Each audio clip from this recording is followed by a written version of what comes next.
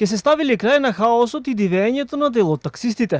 Прашањето се наметна по последниот срамен случај пред 2 дена, кога таксист му наплатил 7800 денари на швајцарски турист за да го превезе од центарот на Скопје до Средноводно.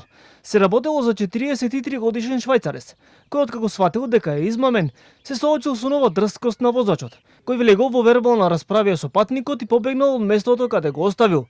За сега не е познато дали се работи за лиценциран или див такси превозник. Ваквиот потек наиде на силна осуда и од такси превозниците, но и од туристичките водичи. Од синдикатот на такси превозници од Скопје велат дека проблемот е повеќе слоен.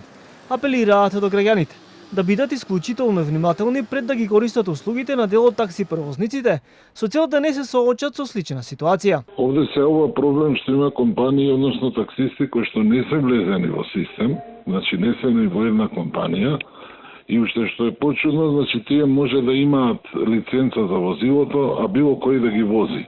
И е многу тешко, значи, да се пронајдат. И затоа ние даваме апел, значи, до сите патници да се јавуваат, да се возат до одредени компании. Со ваквиот однос кон туристите се фрла дамка врз сликата која туристичките водичи сакаат да ја прикажат на посетителите кои доаѓаат во земјава. Велат и од Сдруженијето на туристички водичи и придружници. Кога почнува сезоната, имаме Агенција за промоција на туризмот, имаме Министерство за туризам, значи треба во почеток на сезоната, во подготовка на сезоната да се изготват флаери, брошури или слични работи со корисни информации како туристите да не паѓаат во замка на вакви возачи, не само што ќе се запраша дали ќе дојде, него најлошата реклама е кога тој на своите комшии, пријатели, роднини ќе им представи една многу негативна и грда слика за нас. Надлежни за издавање на автотакси лиценци се од секторот за сообраќај на град Скопје. Иако поставивме прашања до одделението за издавање на лиценци во врска со ваквите ситуации, но и со издавањето на лиценци,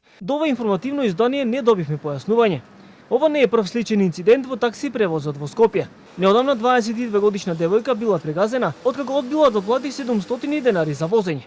А минатата година таксист насилно одзел 2000 денари од турски туристи за куса дестинација и ги истерал од возилото.